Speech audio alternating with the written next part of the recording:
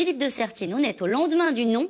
Les discussions reprennent, c'est ce qu'on est en train de nous dire. François Hollande voit Angela Merkel.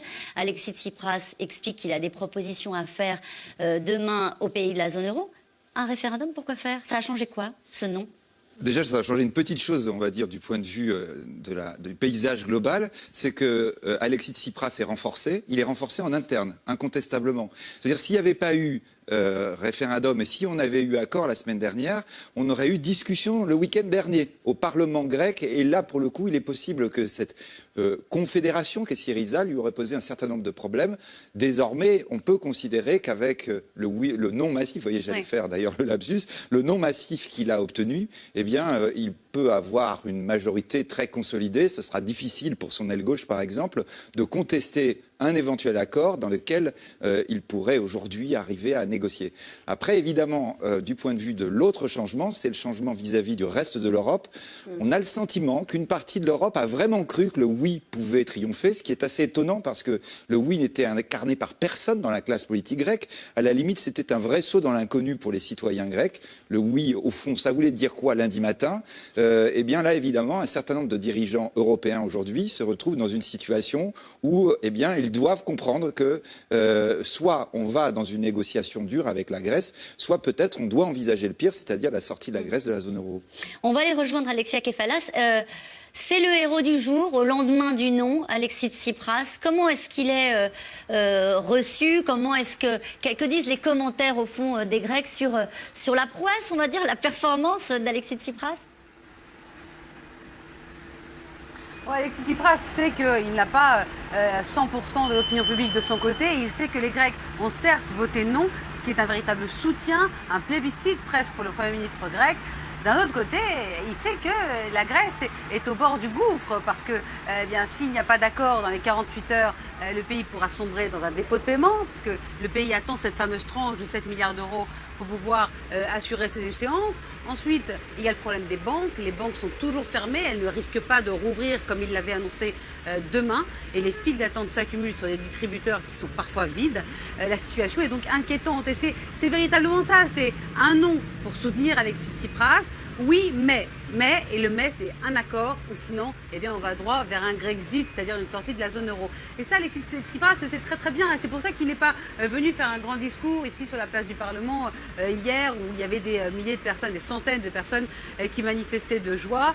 Il sait très bien qu'il doit prendre ça de manière solennelle et qu'il doit s'activer. D'ailleurs, aujourd'hui, il a donné des gages. Il a commencé très tôt ce matin en forçant son ministre des Finances, le très fougueux Yanis Varoufakis, à démissionner, pour montrer que, eh bien, il fait un geste d'apaisement, et il a continué. Juste après, il a réuni pendant plus de 6 heures les principaux dirigeants de partis politiques autour du président de la République pour accoucher d'un accord, alors sauf le Parti communiste bien entendu, mais c'est un texte commun qui donne tout pouvoir à Alexis Tsipras pour négocier un accord dans les 48 heures et donc tout faire pour sauver le pays de la crise et surtout rouvrir les banques. Mais je vous repose la question sur Alexis Tsipras. Est-ce que le pays a confiance en lui? Est-ce que la Grèce s'est réveillée ce matin renforcée, soulagée, inquiète? Dans quel état d'esprit sont-ils aujourd'hui? Il y a un peu des deux. Je pense que d'abord, les Grecs sont assez perdus.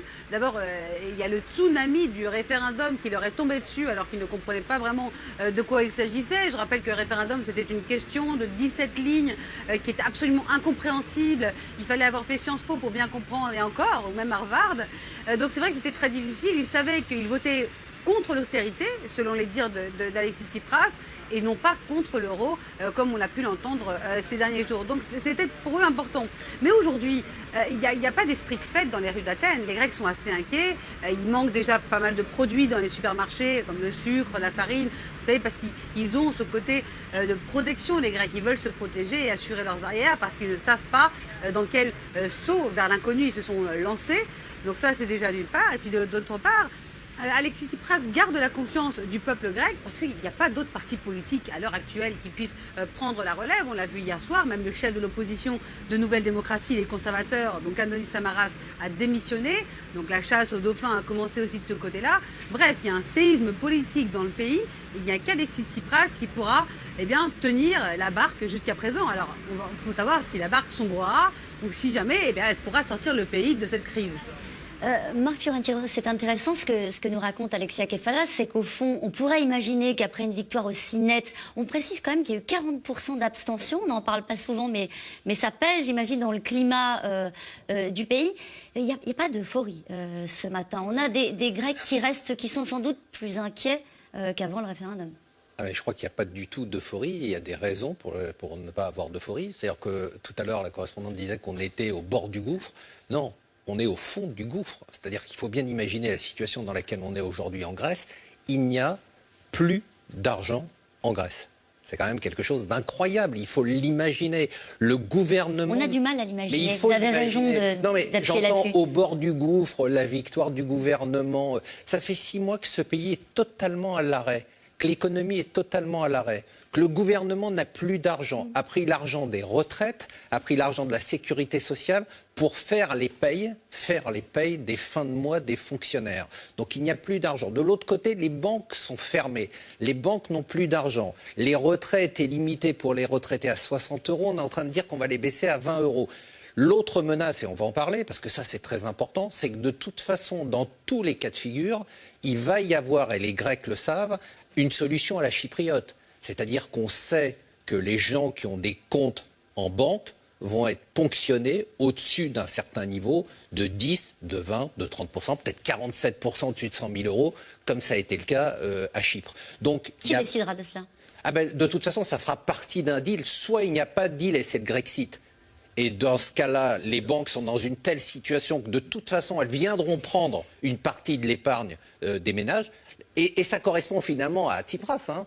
Il ne faut pas oublier que c'est un révolutionnaire. C'est-à-dire qu'aller prendre 47% de l'argent de ceux qui ont plus de 100 000 euros ou de 50 000 euros, pourquoi pas. Hein. Donc, soit il y a un deal, comme il y a eu un deal avec Chypre. Et dans le deal avec Chypre, on a dit à Chypre, on sauve certaines de vos banques, mais vous allez puiser dans les réserves de vos épargnants. Donc on est aujourd'hui dans une situation, c'est-à-dire que je trouve qu'il y a un décalage entre nos discussions et ce qu'on entend aujourd'hui, la victoire de... Pardon, c'était des images, on les avait vues comme moi, ces images d'une partie du camp du non qui dansait, de ces Grecs qui disaient dans les reportages, on est fiers, etc. On a tenu... Il n'y avait pas beaucoup de monde. Hein. Pas des dizaines. Il y a eu 60% quand même. Il y avait moins de monde que de monde aujourd'hui devant les banques en train de s'inquiéter pour leur argent. Qu'est-ce que vous voulez dire du coup quand vous dites en gros il y a 2 poids 2 mesures, il y a eu malgré tout un vote en Grèce. Oui, absolument, je pense qu'il y a eu un vote et je pense d'ailleurs que je ne prends pas les Grecs pour des imbéciles. Je ne pense pas qu'ils ont voté contre l'austérité. Je pense qu'ils ont fait un vote qui est un vote contre la zone euro et c'est comme ça que les pays de la zone euro vont le prendre. En tout cas, c'est comme ça que les Allemands l'interprètent. Et les Allemands vont faire la décision. Jean-Dominique Giuliani. On saura demain pourquoi il a fait ce référendum. Hein. Il fait de la politique, on l'a compris, de la politique inspirée par des méthodes de rupture en réalité. Alors soit il se sent conforté, puisque c'est une victoire pour lui sur le plan personnel, et il a gagné une marge de manœuvre qui lui permet de passer un accord, soit deuxième hypothèse, il est plutôt dans la fonction du dynamiteur. Je préfère d'ailleurs malheureusement cette hypothèse. Et donc, il veut faire porter aux Européens le prix de ce qui va se passer, puisque depuis 5 mois, il n'a pas inversé la tendance, il l'a même aggravé, alors que les choses allaient plutôt mieux.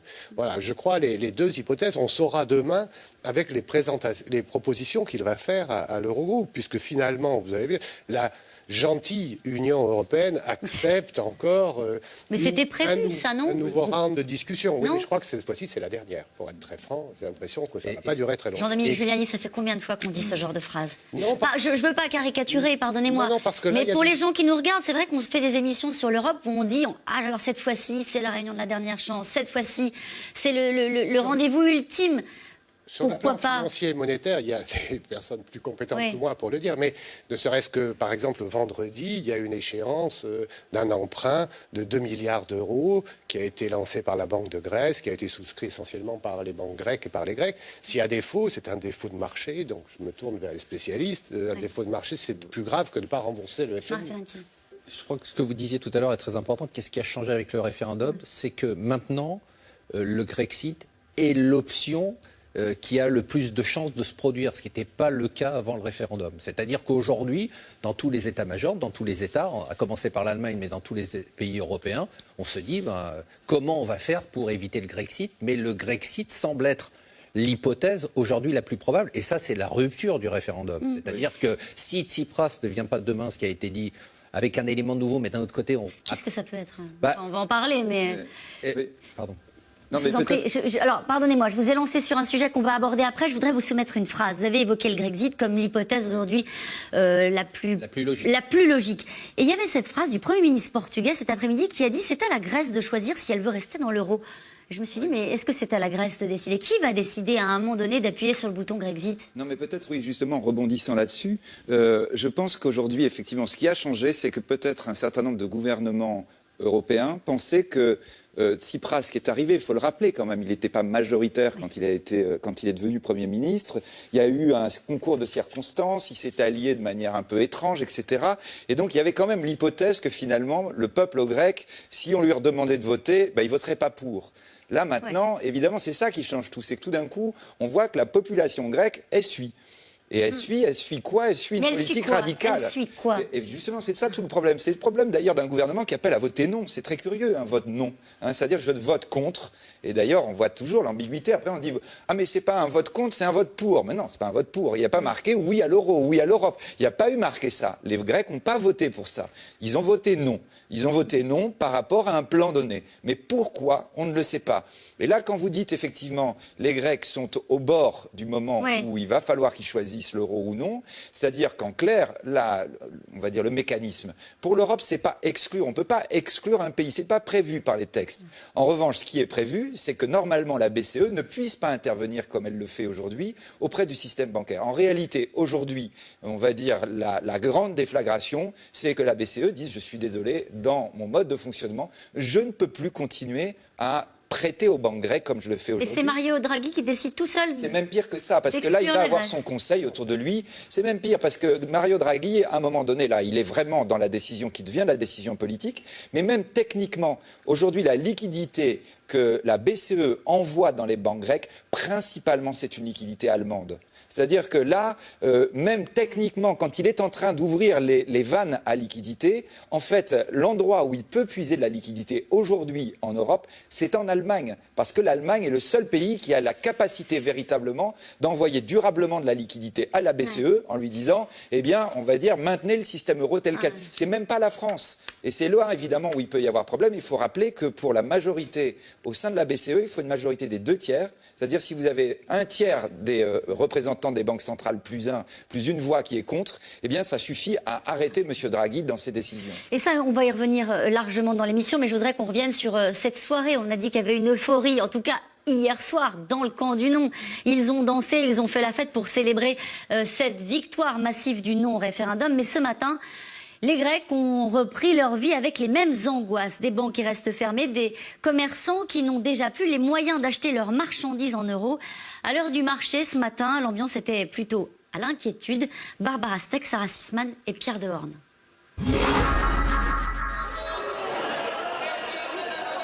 Dans le principal marché d'Athènes, la vie a repris son cours.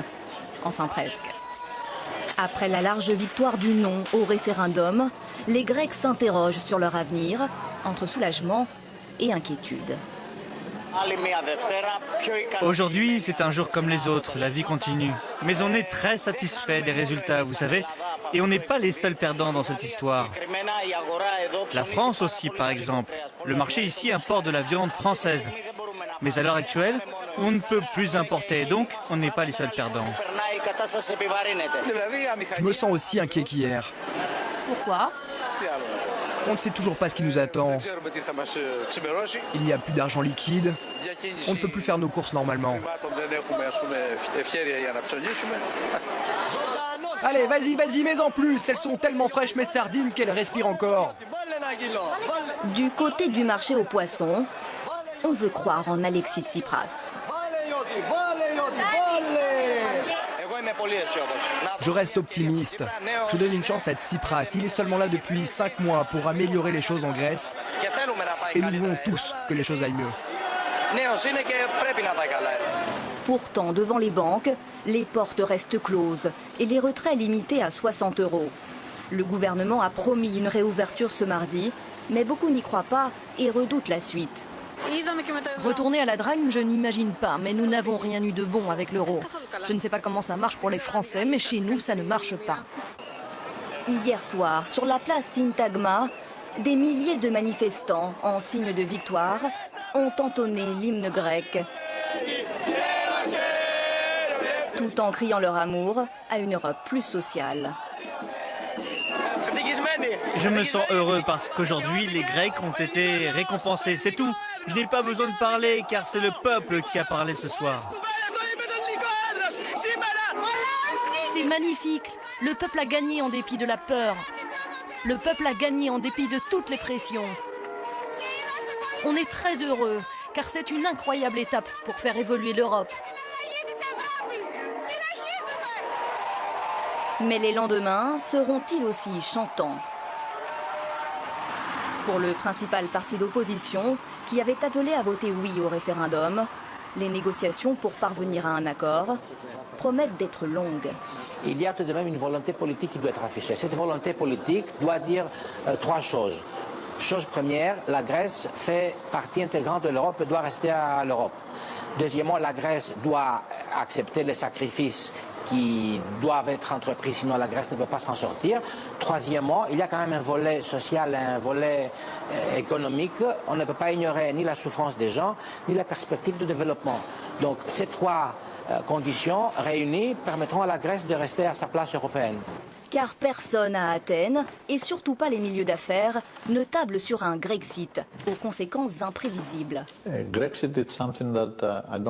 Grexit, je ne veux même pas y penser, car je crois que ce serait très chaotique si nous prenions cette direction. Je ne peux pas imaginer la Banque centrale imprimer de la monnaie pour restaurer les retraites ou les salaires de 2009. Cela entraînerait une grosse inflation et ce n'est pas une bonne option.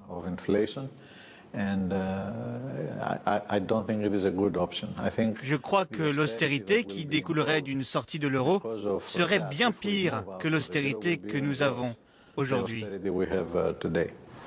La Grèce n'est donc pas prête à se jeter dans une odyssée solitaire, à moins que les dirigeants de l'Europe n'en décident autrement. Alors j'ai une question d'un téléspectateur pour Alexia Kefalas. Cette question, que faut-il penser des nombres grecs qui n'ont pas voté? Pour eux, cela n'est pas important. S'ajoute-t-il au oui ou au non? Écoutez, d'après les sondeurs, ceux qui n'ont pas voté, c'était plutôt en faveur du oui. Parce que c'était les personnes qui étaient complètement perdues. Alors, il y a eu bien sûr quelques anomalies avec certains qui étaient... Vous savez, c'est le problème de l'administration grecque. L'administration grecque, tout n'est pas forcément à jour, d'où le besoin de réformes structurelles dont on parle. Et c'est pour ça qu'il y avait des personnes qui étaient déjà décédées et les fichiers électoraux n'étaient pas actualisés. Donc finalement, ça ne compte pas véritablement. Ce que l'on sait, c'est que la participation tout de même était importante, 53%. Certes, il y a eu d'abstention, mais ce qui compte en tout cas pour le moment, c'est le résultat. Et c'est ça qui est finalement déterminant pour le gouvernement grec. Et c'est déterminant parce que la situation actuelle de la Grèce est absolument inédite. Rendez-vous compte, je vous ai expliqué déjà tout à l'heure, il y a déjà des manques dans les supermarchés, des manques d'essence. Les touristes commencent à pâtir de ces problèmes-là, puisqu'on a appris que maintenant les banques ne rouvriront pas demain, elles ne sont pas prêtes de rouvrir, et donc forcément la pénurie s'accumule. Et c'est ça qui est un peu dangereux, parce que le tourisme, c'est le deuxième pilier de l'économie grecque. Donc ça représente quand même plus de 14% du PIB. Le premier pilier, c'est la marine marchande. Donc quand on voit un peu l'ensemble, que la Grèce n'a pas d'industrie, elle ne produit rien, et que le tourisme, c'est la base, effectivement, ça commence à devenir très problématique quand les touristes ne peuvent pas aller dans les îles avec les bateaux, puisque les bateaux n'ont plus d'essence, ou alors quand ils ont un problème au distributeur, parce que le distributeur est vide. Donc ça devient de plus en plus problématique. C'est pour ça qu'une solution est importante. Et certes, il y a eu d'abstention, certes, il y a encore des indécis, mais pour le moment, toute la responsabilité de la négociation et de l'avenir du pays repose sur Alexis Tsipras. Alors, on va en venir sur les propositions que pourrait faire Alexis Tsipras pour débloquer la situation. Jean-Dominique Giuliani, vous me rappeliez tout à l'heure que le vote est obligatoire. Pardon d'insister. On est sur un vote qui est capital pour un pays qui engage son avenir et sa place dans la zone euro. 40% d'abstention. Je vous repose cette question qui était posée par un téléspectateur de C'est dans l'air. Vous, ça vous paraît beaucoup? Comment est-ce que vous l'analysez? C'est énorme, et puis même l'organisation de ce référendum a été critiquée par le Conseil de l'Europe. Manifestement, Alexia l'a rappelé, une question de 17 lignes, incompréhensible, etc., sur un texte qui n'existait plus juridiquement. Donc on peut dire tout ça, mais enfin bon, ça c'est le passé. Donc c'est un coup de force, c'est une attitude qui n'est pas conforme à ce qu'on voit généralement en Europe ou même dans les nations occidentales qui ont l'habitude de coopérer avec leurs partenaires. C'est un coup de force. C'est pour ça que je prononçais le mot d'un peu révolutionnaire. Je reprenais celui que vous évoquiez.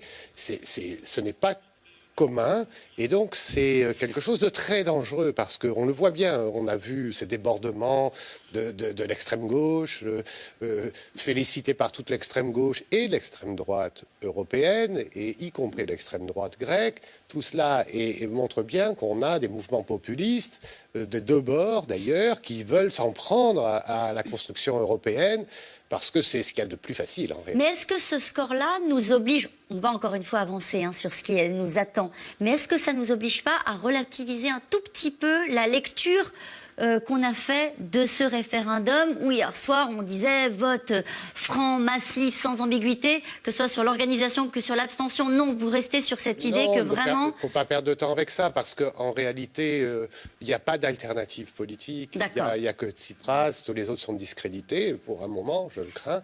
Et donc, voilà, il faut faire avec. Donc, alors, je crois que Alexia Kefalas insistait tout à l'heure sur le quotidien des Grecs avec la situation des banques fermées, voilà l'urgence.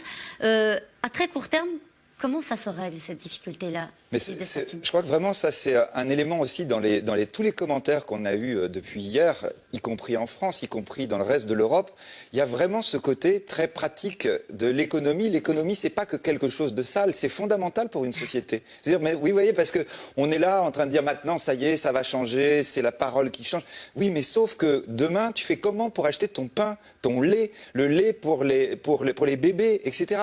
C'est ces questions-là qui sont des questions absolument cruciales. Quand l'économie est paralysée, tout d'un coup, vous vous rendez compte qu'il n'y a plus rien qui marche dans le quotidien. Vous dites qu'il n'y a plus d'argent dans les caisses. L'État grec a sans doute des fournisseurs, etc. Est-ce que l'État grec paye, par exemple, aujourd'hui ses fournisseurs? Non. Ça se passe comment? Il ne paie plus. L'État grec ne paie plus. Les entreprises grecques qui importent des biens ne paient plus. Elles n'ont plus l'argent. C'est ce qu'on disait tout à l'heure. Il y a plus d'1 milliard d'euros de factures, là, à très court terme, d'importateurs qui ne peuvent pas être payés. Il n'y a plus d'argent nulle part.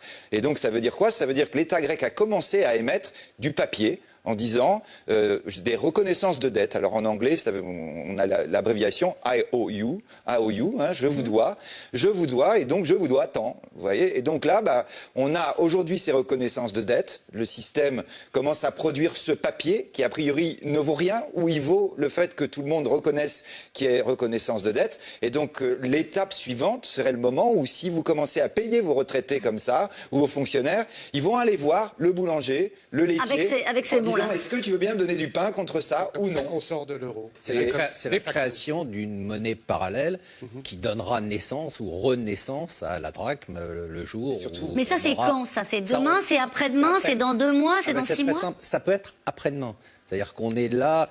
Là aussi, ce qui a changé avec le référendum, c'est qu'on est rentré dans une accélération du temps qu'on n'avait pas jusqu'à présent. On était dans des négociations qui n'en finissaient pas de durer, qui n'aboutissaient pas.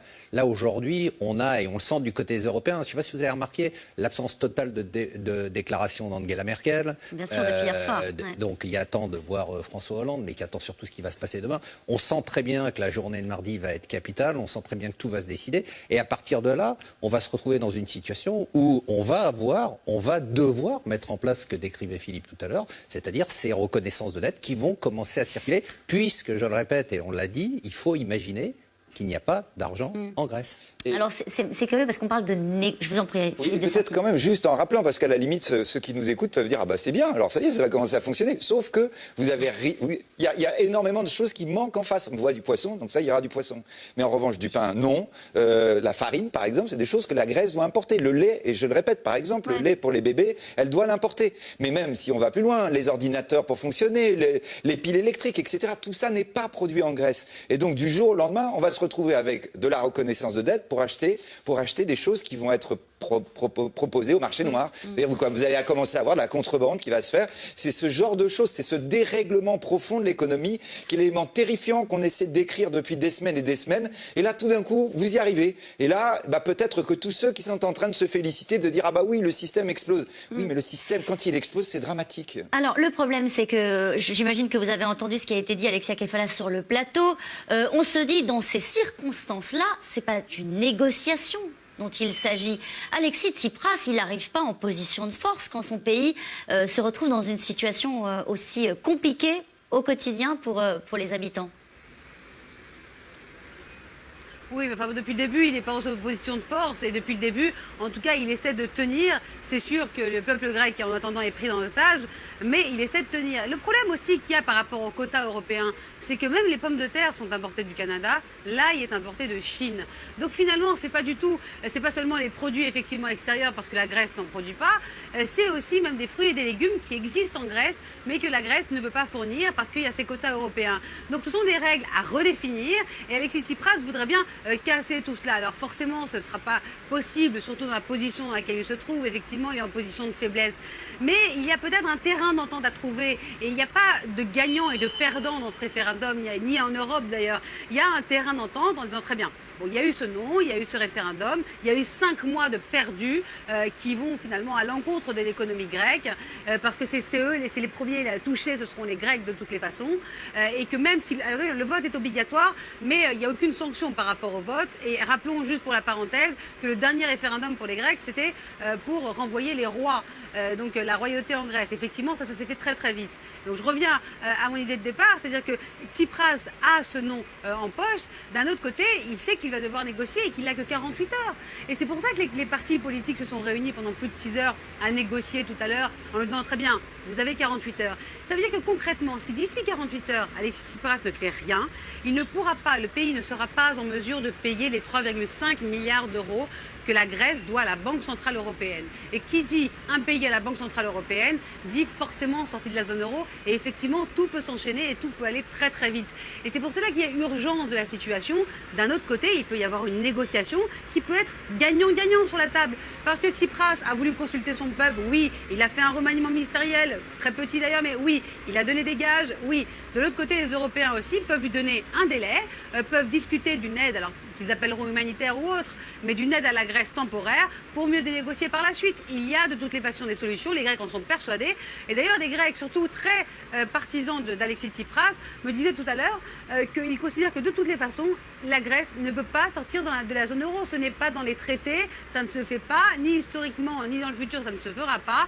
Et en plus, il y a une question géopolitique. La Grèce est déterminante pour l'Europe de manière générale. Alexia Kefalas disait ils ont 48 heures. Il a 48 heures. Il arrive l'accord de coup, Alexis Tsipras, pour négocier. Alors, il arrive l'accord de coup. Et je voudrais réagir sur ce qui vient d'être dit, parce que là, on a l'impression qu'on a face à nous quelqu'un qui fonctionne selon le système capitaliste européen. C'est pas du tout ça. C'est-à-dire que ces arguments que j'ai entendus par votre correspondante sont les mêmes qui existaient il y a une semaine, il y a 10 jours, et n'auraient jamais dû mener à ce référendum. On voit bien qu'il a une attitude, qui est son attitude. Il est cohérent.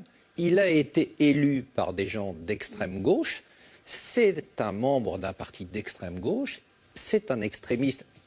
Et il a été élu, je veux dire, c'est le choix du peuple. Il a remporté hier une victoire écrasante dans le cadre de ce référendum. Donc aujourd'hui, on ne peut pas raisonner avec lui. Et si on continue à raisonner en se disant, oui, mais il serait logique que, et puis ça sera un gagnant-gagnant. Vous voulez dire que c'est un idéologue ? C'est-à-dire qu'il a prouvé jusqu'à présent que ce n'était pas quelqu'un de pragmatique et qu'il avait une idéologie. Et est-ce qu'on la respecte ou pas, c'est un autre sujet. Mais en tout cas, c'est quelqu'un qui est en accord avec ses convictions, qui demande l'avis du peuple. Il est appuyé par le peuple, il ne fait pas un coup de force. Et aujourd'hui, on va dire, non, finalement, il va être ce qu'on a souhaité qu'il soit il y a une semaine, alors qu'il n'avait pas l'appui du peuple et qu'il n'était pas allé jusqu'au référendum. On a tort de lui faire confiance, c'est ça que vous voulez dire ? Non, je ne dis pas ça. Je dis qu'on a tort de projeter des images qui sont nos images de sociodémocrates ou de libéraux européens à quelqu'un qui est fondamentalement en train d'essayer de faire sortir ou de faire exploser le système européen. Donc moi je reviens sur cette idée, c'est un révolutionnaire, on n'est pas, c'est pas parce qu'il porte une veste qu'on est face... Non, mais c'est vrai, qu'on est face à quelqu'un qui va rentrer dans des négociations qui sont dans des négociations classiques. Je crois qu'il faut faire attention à ce raisonnement qui consisterait à dire « Ah ben d'ici 48 heures, il va raisonner, il a compris qu'il est coincé ». Oui, mais la question que je posais à Alexia Kefalas, c'était l'état du pays et que vous avez très bien décrit les uns les autres. Il arrive aujourd'hui à la table des négociations. Il le sait, ça. Il le sait qu'il n'y a plus de lait, qu'il n'y a plus de farine, qu'il n'y a plus de... C'est peut-être pas son problème. Vous savez, si c'est vraiment un idéologue, on peut se poser la question quand on regarde ce qui s'est passé depuis 5 mois. Il y avait à plusieurs occasions la possibilité de conclure. Parce que qu'est-ce que veulent les Européens? Ce qu'ils veulent, c'est que la Grèce se remette en marche avec une perspective même lointaine de ne pas continuer à recreuser la dette. Et après, tout le reste est négociable. Je pense que c'est pas... Les gouvernements ne le diront pas comme ça. Mais s'il y a un gouvernement qui produit un excédent, qui est capable de percevoir les impôts, un plan, même à long terme, les Européens achètent toujours parce qu'ils ont intérêt. Donc c'est ça qu'il ne met pas sur la table depuis le début. Et va-t-il le mettre demain? Personnellement, j'en viens à douter. Et si j'en doute, ça veut dire que depuis le début, il veut faire porter la responsabilité à d'autres, d'abord le FMI, ensuite les Européens, et il se fiche éperdument du résultat pour des raisons purement politiques. Jean-Dominique Giuliani, vous avez suivi ça depuis le début. Qu'est-ce qu'il veut, à votre avis, au fond, Alexis Tsipras? Et quand il dit hier dans son discours qui a été considéré comme modéré et profil bas, qu'il veut changer les règles de l'Europe, eh bien non. La réponse est non. Il ne changera pas les règles de l'Europe. Donc s'il le sait, il n'est pas idiot. Donc s'il dit ça, c'est qu'il dit ils n'ont pas voulu changer les règles pour nous, les Grecs, donc on va faire autre chose. Mais quoi? Mais qu'est-ce qu'il veut? Au fond, qu'est-ce qu'il veut? Est-ce qu'il veut dynamiter l'euro? Est-ce qu'il veut... Non, ça, il n'en a pas les moyens. Mais il lui fera du tort, mais il n'a pas les moyens de le dynamiter. En revanche, ce qu'il veut, c'est garder la mainmise qu'il a acquise, la mainmise intellectuelle, sur une Grèce qui a une histoire très particulière sur le plan politique, et rester celui qui décide au pouvoir ou dans l'opposition. Philippe de Sertine. Oui, je ne suis pas sûr de partager totalement ses opinions, même si c'est passionnant à regarder. Enfin, ce serait très passionnant si on était extérieur. Le problème, c'est qu'on est quand même très concerné. Je pense, par rapport à ce que vous disiez tout à l'heure, qu'il n'est pas si faible que ça, parce que ce qu'il sait, justement, c'est qu'il a quand même dans les mains un bâton de dynamite, et que sa dynamite peut faire tout sauter. C'est quoi sa dynamite? La dynamite, évidemment, c'est le risque sur la zone euro. C'est le risque dans un système financier aujourd'hui extrêmement fragile. Et je sais que vous ne partagez pas nécessairement cette idée, mais il faut bien se dire que si tous les Européens, depuis des mois et des mois, acceptent tout, c'est vraiment, évidemment, parce qu'ils ont une haute idée de l'Europe et ils ont une haute idée de leur avenir, etc. Mais c'est surtout parce qu'ils ont peur. Ils ont peur parce qu'ils savent très bien que notre système, et en particulier aujourd'hui, nous sommes dans un contexte aujourd'hui, je dis bien aujourd'hui, où la bourse chinoise est en train de s'effondrer après avoir eu un certain nombre de chocs sur tous les marchés financiers. Tout le monde sait qu'on est dans une situation super fragile d'un point de vue économique, qu'on est dans une situation super fragile d'un point de vue géopolitique dans la zone. Ça fait 2 bombes possibles. Tsipras sait très bien par rapport à cela que même une catastrophe humanitaire en Grèce serait quelque chose de très compliqué à gérer pour l'Europe. Donc il n'est pas si faible, ou plus exactement, sa faiblesse est aussi sa force quand il arrive à la table de la négociation. Et par rapport à ce que nous disions, attention, il n'est pas si seul que ça. Il a, dans tous les pays d'Europe, y compris en France, on l'a vu très bien au moment des commentaires du référendum hier, mais on l'a vu partout en Europe.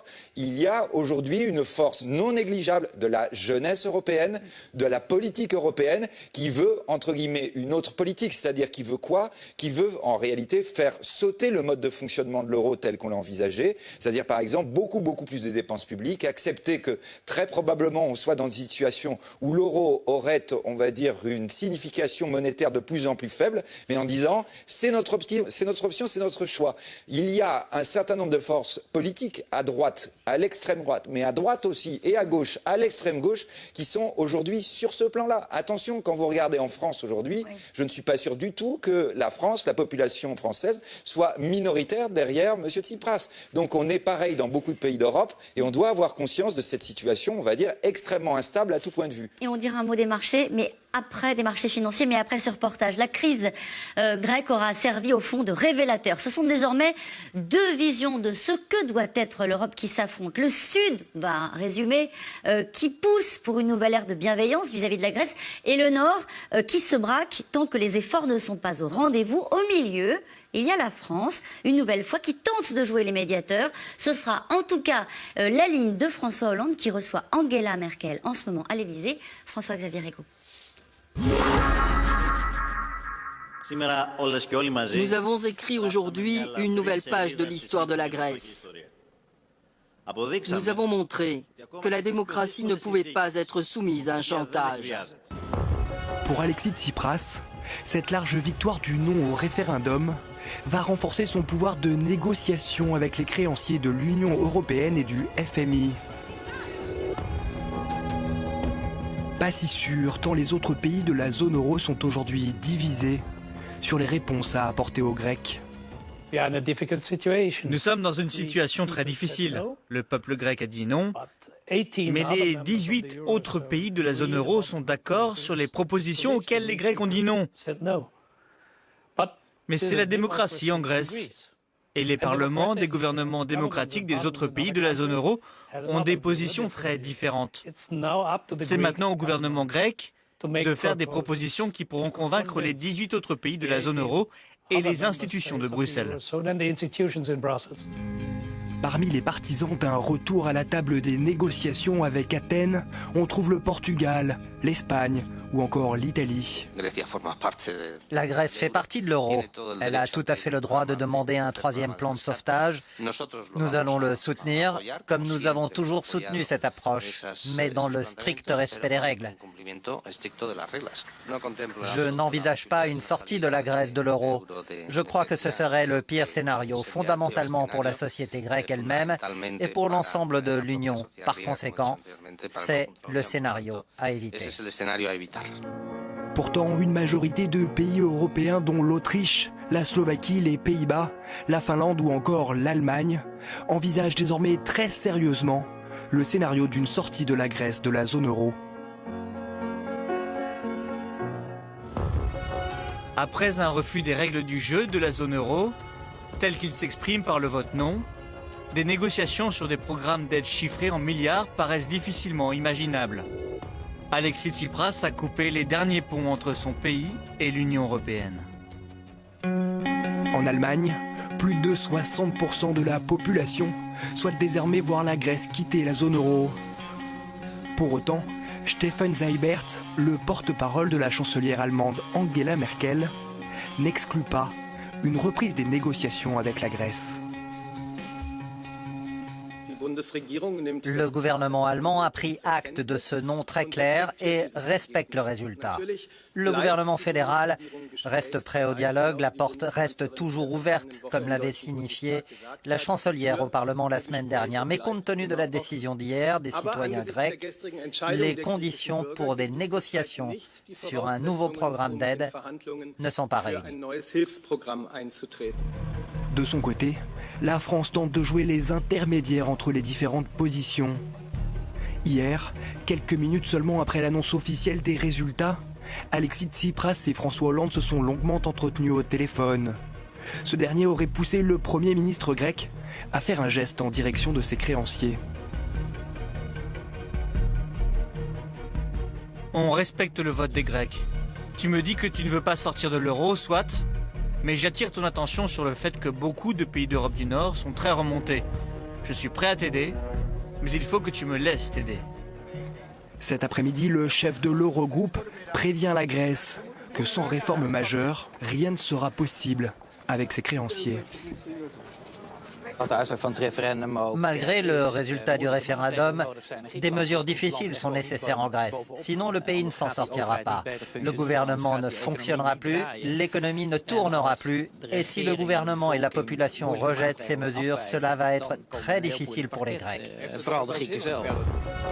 Il y a quelques minutes, Angela Merkel est arrivée à l'Élysée pour une réunion de crise avec François Hollande. Le temps compte. Le 20 juillet, un prêt de la BCE d'un montant de 3,5 milliards d'euros arrive à échéance.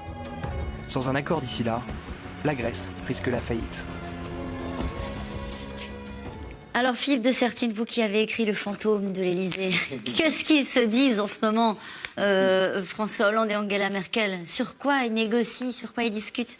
Je crois que là, vraiment, on est dans la manière d'envisager les choses du côté du Nord, comme on vient de voir, que représente l'Allemagne. Et peut-être que Angela Merkel essaie de tenir, parce qu'on voit que c'est son aile gauche. C'est ça qui est très étonnant. Sigmar Gabriel représente l'aile gauche, comme d'ailleurs la Slovaquie est aussi un pays social-démocrate. C'est-à-dire qu'à la limite, serait plus proche de François Hollande, logiquement. Hein. Donc on est avec vraiment un partage qui est un partage nord-sud, un partage aussi d'ailleurs pays plus jeunes, pays plus âgés. Il faut rappeler que dans le référendum, les jeunes, a priori grecs, ont voté massivement pour le non. Hein. Donc on est avec quelque chose de compliqué. Angela Merkel doit gérer cela. François Hollande essaie de jouer à tout prix le rôle, on va dire, de pont, le rôle que veut jouer la France entre le Nord et le Sud. Mais avec évidemment cette grande ambiguïté, à mon sens, qui est le fait que, on l'a dit, on l'a répété, la France est dans une position compliquée parce que on a le sentiment qu'au fond, quand elle défend la non-austérité, elle défend aussi, on va dire, son absence de résultats. À la limite, la France serait un leader dans la manière de redresser ses comptes publics. Elle serait très puissante pour jouer ce pont. Mais là, il y a ambiguïté. Et pour les peuples du Nord, évidemment, ils le sentent comme cela. Ils se disent, au fond, la France est de ce côté-là parce qu'elle y a intérêt. Alors, cette question, et si dans la zone euro, le problème, c'était l'Allemagne? Oui, alors je crois que ce débat, on l'a eu, on peut toujours l'avoir. Oui. On peut toujours l'avoir. C'est une discussion de fond sur la construction européenne. Je pense qu'il y a effectivement aujourd'hui, on va dire aujourd'hui, il y a effectivement deux perspectives pour l'Europe qui s'ouvrent. La perspective grecque, une Europe un peu révolutionnaire, anticapitaliste, qui pourrait fédérer... Donc plus d'Europe, quoi. Si.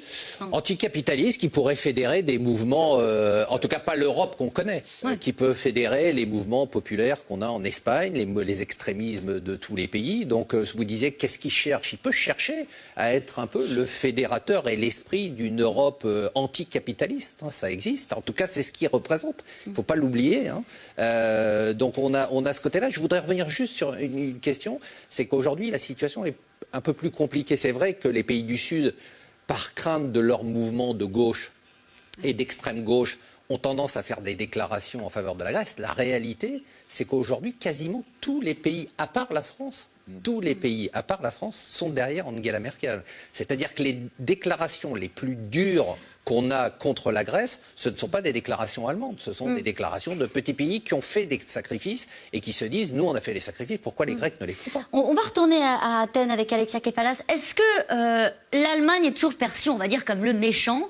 Et est-ce que la France est vraiment perçue comme ce qu'on nous raconte ici, comme un pays qui vraiment joue les facilitateurs dans le dialogue entre, on va dire, les pays du Nord? On a dit que c'était pas aussi simple que ça, mais en tout cas entre l'Allemagne et la Grèce.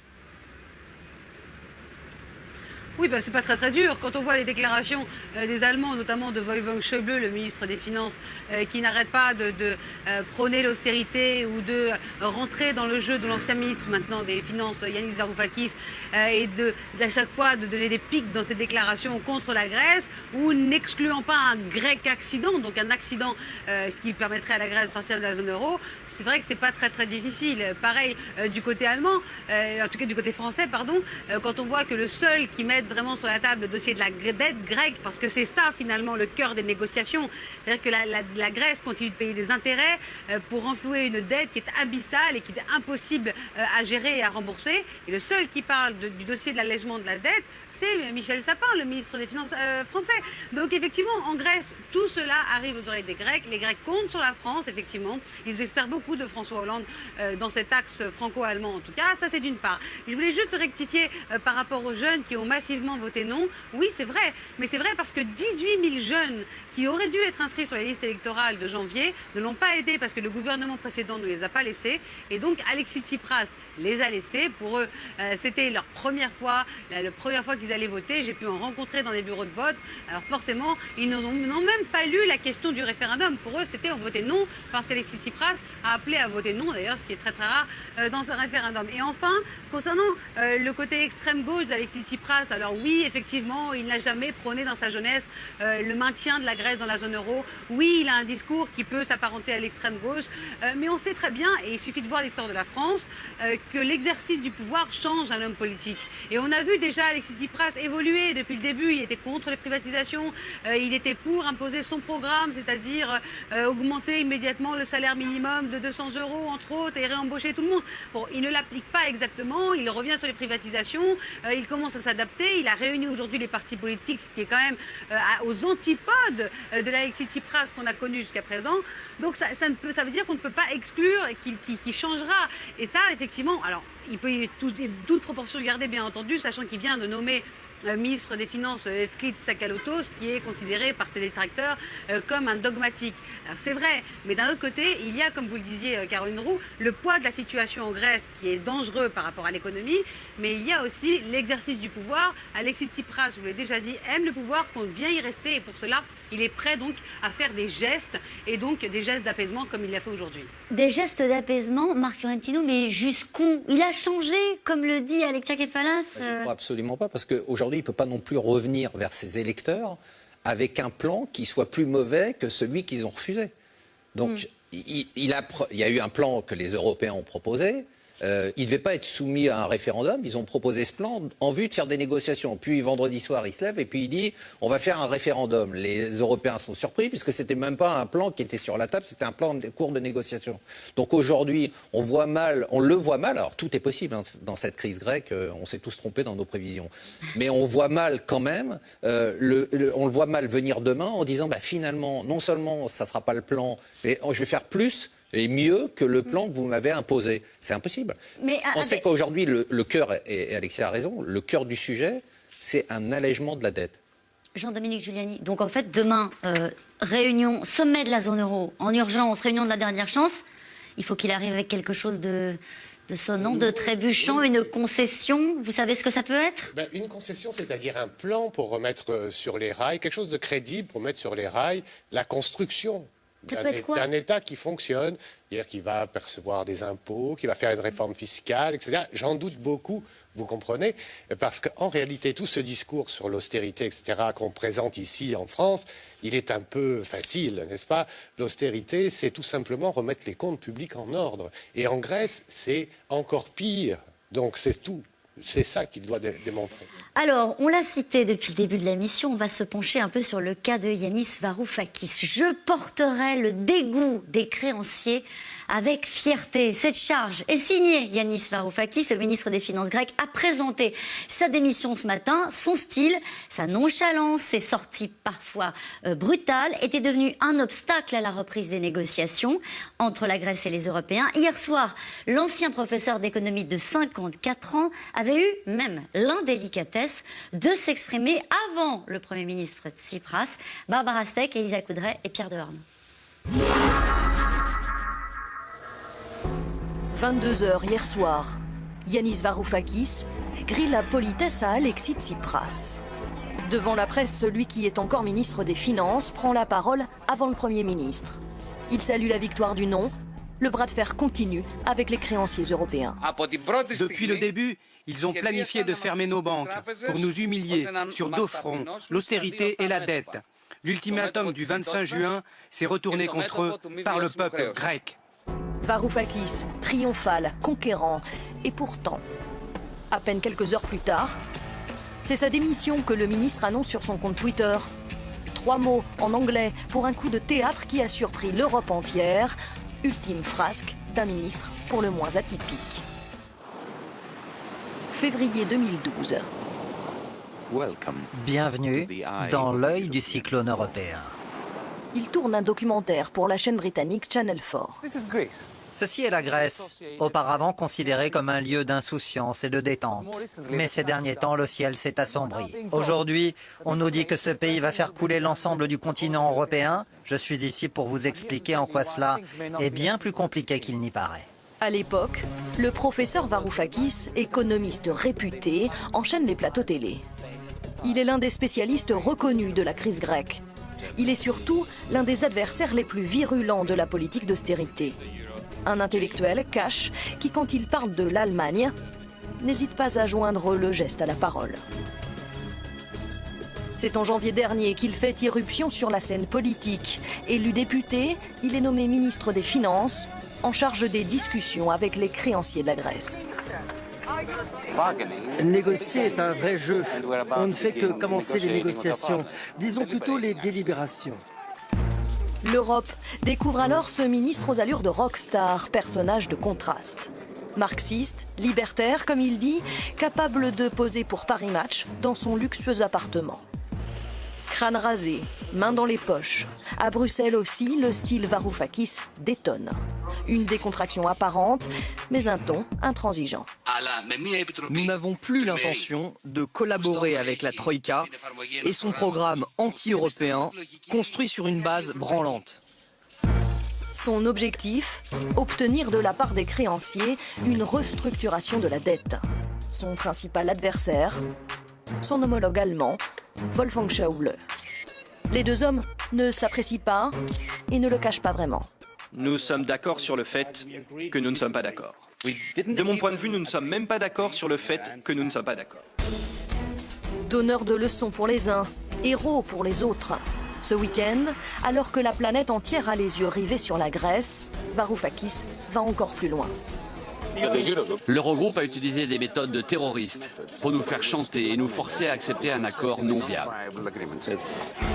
Sans doute une provocation de trop, alors que la Grèce espère encore conclure un accord avec l'Europe.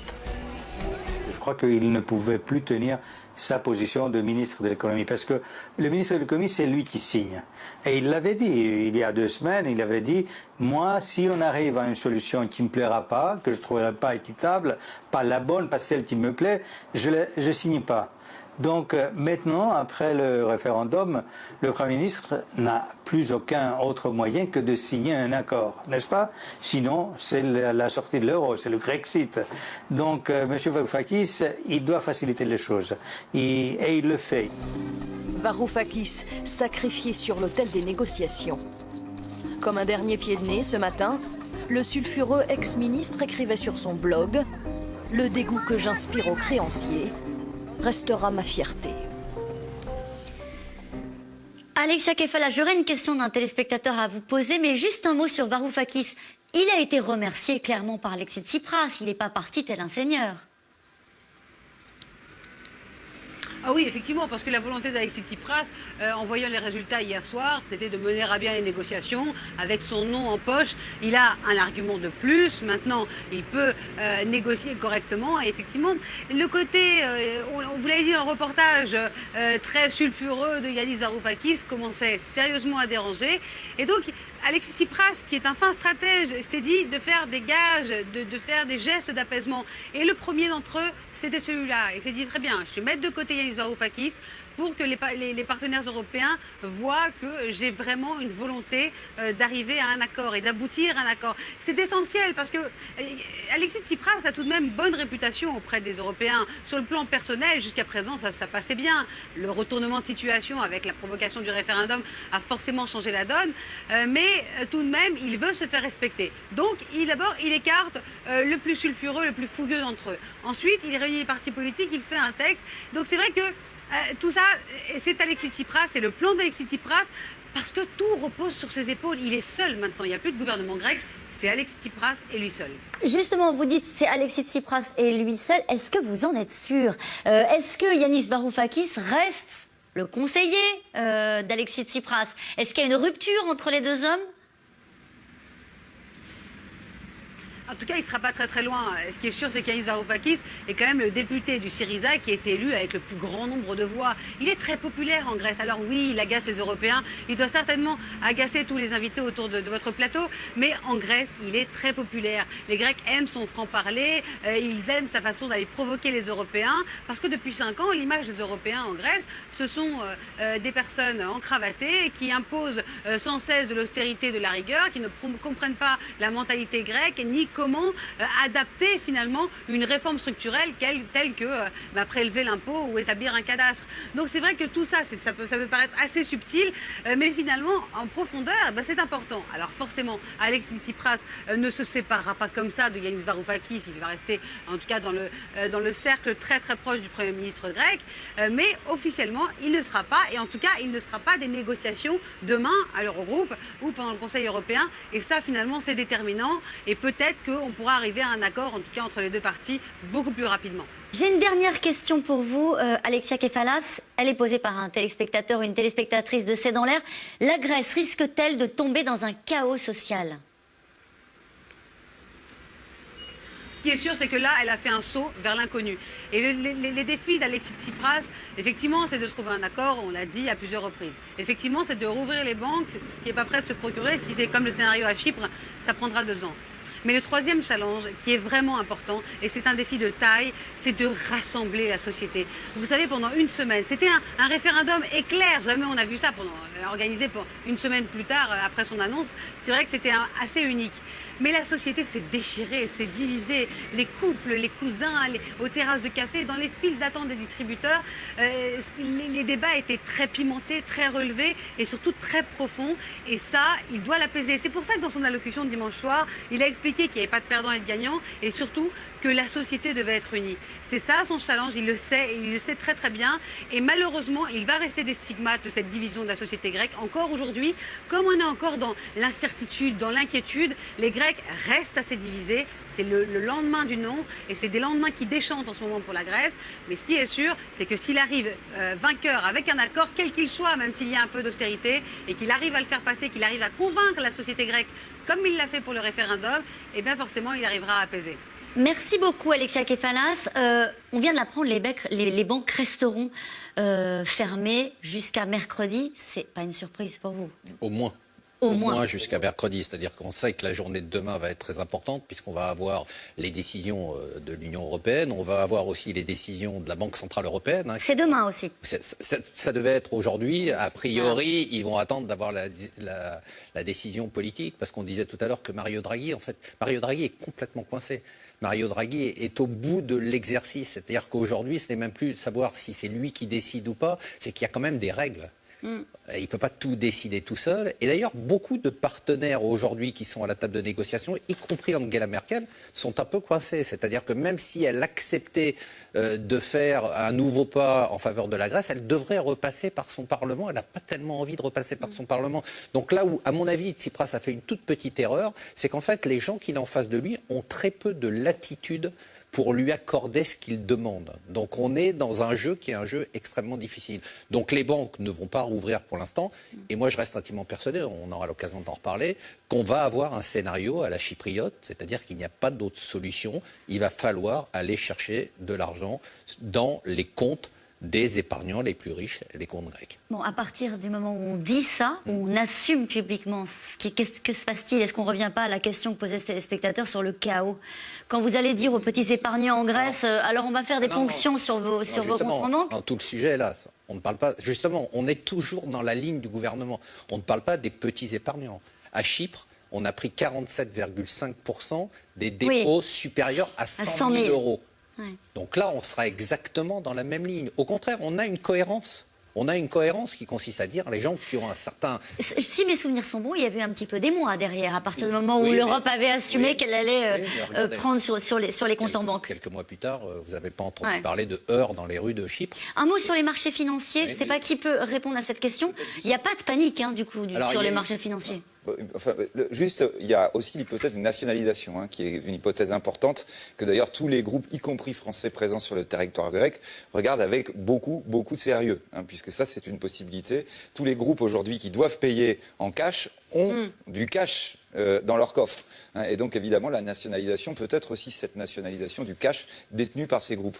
Sur les marchés, je pense que vraiment aujourd'hui ce qu'on voit, c'est que les marchés au fond croient toujours en un accord. Ils ne peuvent pas croire qu'on aille sur une explosion qui, il faut le dire et le redire, est non seulement quelque chose d'extrêmement compliqué d'un point de vue économique, mais extrêmement compliqué d'un point de vue géopolitique. D'ailleurs, quand on évoque le problème de la société grecque, il faut rappeler que la Grèce, ce n'est pas un pays comme les autres. C'est un pays incroyablement clivé, dans lequel on a eu, on va dire, des guerres civiles, qui sont encore des guerres civiles qui ont marqué la population grecque, avec des centaines de milliers de morts.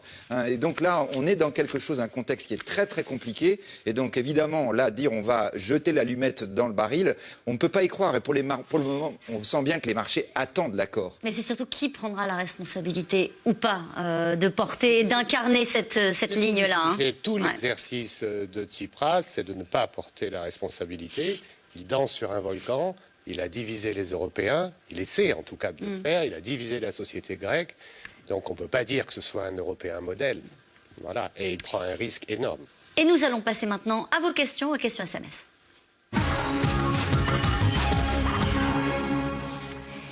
La Grèce ne pourrait-elle pas sortir temporairement de l'Europe le temps de redresser son économie? On peut faire une parenthèse, leur dire... C'est la proposition de Valéry Giscard d'Estaing voilà. qui a faite aujourd'hui, disant il faut les suspendre en quelque sorte, ne pas leur interdire de revenir et qu'ils mettent leurs affaires en ordre, qu'ils essaient de dégager des excédents et s'ils remplissent les critères, un jour, ils seront les bienvenus. C'est faisable? Personnellement, j'y crois pas du tout. Il faut savoir que Vous l'avez bien vendu et...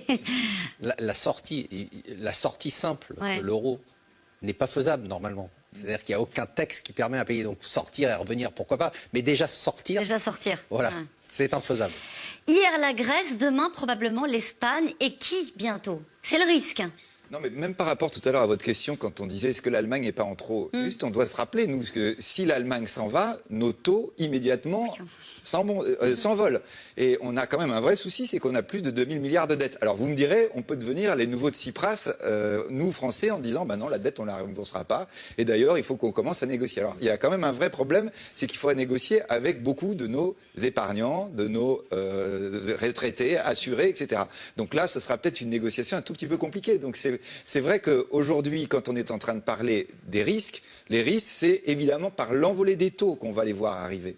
Et l'envolée des taux, on va dire, l'un des pays qui peut en être vraiment exposé, c'est la France. Et là, c'est même pas moi qui le dis, c'est le président Hollande, le ministre Sapin, tout le monde nous explique sans cesse la raison pour laquelle il faut empêcher la montée de la dette, c'est que lorsqu'un pays a trop de dette, il n'est plus totalement autonome, il n'est plus totalement souverain. Et d'ailleurs, c'est peut-être aussi une réponse qu'il faut donner à tous ceux qui disent il y en a marre, maintenant, il faut reprendre la souveraineté. Oui, si vous n'avez pas de dette. Il faut comprendre que quand vous dites les taux, un point en plus, ça asphyxie l'économie. Un point en plus, 1%, donc d'après la Banque de France, 40 milliards de plus. Voilà. Là, si jamais l'Allemagne se dissociait de la France, honnêtement, on prendrait facile 4-5%. Ouais. Et juste pour compléter cette réponse que je partage, c'est la France ne peut pas se dissocier de l'Allemagne. C'est pour ça qu'Angela Merkel et François Hollande, je suis prêt à prendre le pari, tout à l'heure, feront une déclaration commune. Pourquoi ne pas avoir plutôt demandé aux Grecs s'ils voulaient sortir de la zone euro et de l'Union européenne? Cela n'aurait-il pas simplifié les choses, Jean-Dominique Giuliani? Ils ne voulaient pas, tous les sondages le montrent. Parce que quand même, la Grèce a énormément profité de son appartenance à l'Union européenne. J'ai fait les calculs, c'est comme fonds structurels directs, 3 milliards d'euros par an minimum depuis son adhésion en 1981. Donc on dépasse 100 milliards, plus 240 milliards de prêts pour sortir de la crise actuelle. Il n'y a aucun État membre de l'Union européenne qui a comme ça reçu plus de 4 ou 5% de sa richesse annuelle, son PIB, venant de l'Union européenne. Elle est sortie du sous-développement grâce à l'Union européenne. Et si on organisait un référendum dans le reste de l'Europe pour savoir si les populations sont prêtes à payer pour les Grecs? Oui, alors ça donnerait quoi? Ça, il vaut mieux pas le faire. Non. Non, parce que ça, on connaît déjà le résultat, donc c'est pas la peine de le faire. C'est aussi clair que ça? Ah, c'est aussi clair que ça, oui, à peu près dans tous les pays. Pour revenir sur le risque de contagion, qui est quand même un élément essentiel, rappelons quand même, pour ne pas effrayer les gens qui nous écoutent, que l'Espagne et l'Italie, c'est tout de même pas la situation de la Grèce. La Grèce, c'est vraiment une situation particulière. On est dans un État qui est un État à part, on est dans un État dont il faut rappeler qu'il n'aurait jamais dû rentrer, il ne correspondait pas aux critères pour entrer dans la zone euro et que s'il n'y avait pas eu maquillage des comptes, il ne serait pas dans la zone euro. Et juste, vous parlez des marchés financiers tout à l'heure, sachez que depuis 2013, la Grèce est classée dans les marchés financiers parmi les pays émergents. Émergents, ce n'est plus un pays développé. Je parlais des marchés financiers pour dire que ça s'était plutôt pas mal terminé ce soir sur les bourses européennes. C'est d'ailleurs assez étonnant. Pourquoi François Hollande est-il tellement conciliant avec la Grèce? Qui peut répondre à cette question? Jean-Dominique Giuliani. Personnellement, je pense que c'est parce qu'il regarde la gauche de son parti socialiste et qu'il prépare sa réélection, du moins sa candidature. Et donc qu'il ne veut pas froisser cette aile gauche. Je le regrette personnellement. Je pense qu'il devrait complètement assumer son tournant social-démocrate, comme le fait son Premier ministre aujourd'hui, et devrait l'assumer totalement, que la France en serait plus forte. Juste quand même, vraiment, et c'est aussi une explication de l'adhésion de la Grèce, n'oublions pas le caractère immensément géopolitique de la Grèce. Ne l'oublions pas. L'Union européenne, c'est majeur. Non, mais la zone euro. Non, mais c'est important. Il y a l'Union européenne. La zone euro était indispensable. Ils peuvent rester dans l'Union européenne. Il faut continuer. Non, c'est pas vrai. C'est pas vrai. C'est pas vrai. C'était la question du financement de l'armement grec, et pour le financement, il était indispensable qu'elle soit dans la zone euro. C'était déjà quelque chose qui était sous-jacent en 2001. François Hollande ne peut-il pas effacer la dette de la Grèce envers la France ? Ah bah oui, il pourrait, si vous voulez vraiment. Mais si là, on est solidaire en termes de créanciers européens, c'est-à-dire que déjà qu'on a un problème de solidarité, si maintenant on commence à avoir des négociations, on va dire pays par pays, ça, alors là c'est une catastrophe. C'est exclu totalement, ça ne se passe pas comme ça. Non, absolument. S'il y a des volontaires pour payer plus d'impôts, il faut tout de suite écrire c'est dans l'air. Je ne suis pas sûre que ce soit dans les tuyaux en ce qui concerne François Hollande. Allez, si les nouvelles négociations n'aboutissent pas, que pourra proposer Tsipras à part sa démission et de nouvelles élections ? Oui, mais ça, c'est une vraie question. Enfin, là, c'est la grande inconnue de ce qu'il y a derrière. Qu'est-ce qu'il va se passer après ? Moi, je pense qu'il y aura des propositions probablement de Tsipras autour des retraites. La question des retraites est quelque chose sur lequel il a avancé la semaine dernière. Et on voit bien que là, c'est quelque chose à la limite qui peut être davantage géré. C'est-à-dire un rallongement assez important du temps au travail, contre peut-être une réduction moindre du montant des retraites. Mais si ça ne passe pas, nous nous retrouvons dans la situation grecque tellement dangereuse, une telle dynamite, c'est-à-dire le fait que la société grecque, là, peut donner lieu, on va dire, à toutes les hypothèses, y compris les pires. Alors, on l'a entendu dans la bouche d'Alain Juppé aujourd'hui, qui a dit qu'en gros, on pouvait accompagner la Grèce dans la sortie de la zone euro.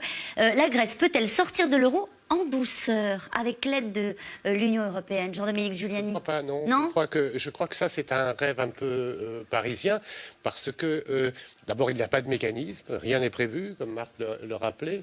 Ensuite, c'est plutôt les événements qui vont faire en sorte qu'on sorte de facto de l'euro, avec, comme on l'a expliqué tout à l'heure, il n'y a plus d'argent dans les caisses, donc on imprime des billets, des reconnaissances de dette.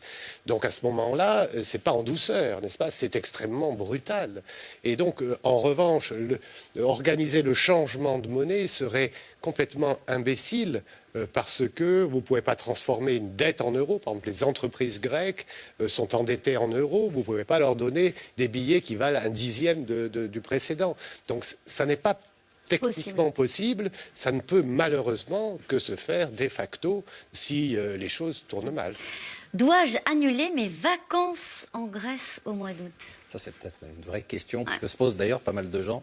Difficile à dire. A priori, il ne faut pas dramatiser. Mais si on a une situation comme celle qu'on a décrite tout à l'heure, c'est-à-dire une situation où il n'y a pas d'accord, on peut répondre qu'il faut attendre quelques jours pour prendre sa décision. Si il y a une situation... Non, on en est là, sérieusement. Oui, on en est là, parce que s'il n'y a pas d'accord, je pense que là, comme disait Philippe, on rentre un peu dans... C'est saut dans l'inconnu en Grèce. Moi, je ne suis pas du tout pessimiste pour le reste de l'Europe, je suis très pessimiste pour la Grèce. Pour la Grèce. C'est-à-dire que quand je disais ce matin coup de tonnerre pour l'Europe, non, c'est un coup de tonnerre pour la Grèce. Aujourd'hui, le problème, c'est un problème grec. Ça reste un problème européen, mais les premières victimes, je ne dis pas qu'il n'y en aura pas d'autres, les premières victimes... C'est d'abord les Grecs. Oui. Concrètement, les touristes aujourd'hui, d'ailleurs, même l'Allemagne le dit, puisqu'il y a beaucoup d'Allemands qui vont en Grèce en disant vous devez venir avec votre cash, avec vos euros. C'est évidemment une solution, mais c'est quand même une solution moyenne. Il faut reconnaître, vous arrivez avec votre valise chargée d'euros. C'est la recommandation qu'il faut faire aujourd'hui. Parce qu'effectivement, si vous arrivez juste avec votre carte bleue, vous allez avoir un vrai souci. Donc voilà. Il faut arriver avec des espèces. Oui, puisque de toute façon, en face, les commerçants qui vous feraient payer en carte, même s'ils étaient très favorables, même les chèques, ils ne peuvent pas aller chercher à la banque ce que vous leur apportez. Donc les espèces. Quel serait l'impact d'un Grexit sur les marchés ? Je pense qu'on aurait vraiment une sorte de coup de semonce. On aurait peut-être une baisse de 4 à 5% et les marchés, contrairement à ce que dit Philippe, à mon avis, remonteraient assez rapidement parce qu'aujourd'hui, si les marchés ne s'effondrent pas, c'est qu'ils se disent que le scénario de la sortie de la Grèce n'est pas dramatique pour le reste de l'Europe. Qui peut profiter de la situation des Grecs? Les Russes? Les Chinois? Oui, les Russes, sûrement. Les Russes, bien sûr. Dans la déstabilisation qu'on évoque, l'armée grecque, c'est quelque chose d'important. Les Chinois, peut-être moins. Les Américains regardent aussi ça avec beaucoup d'attention.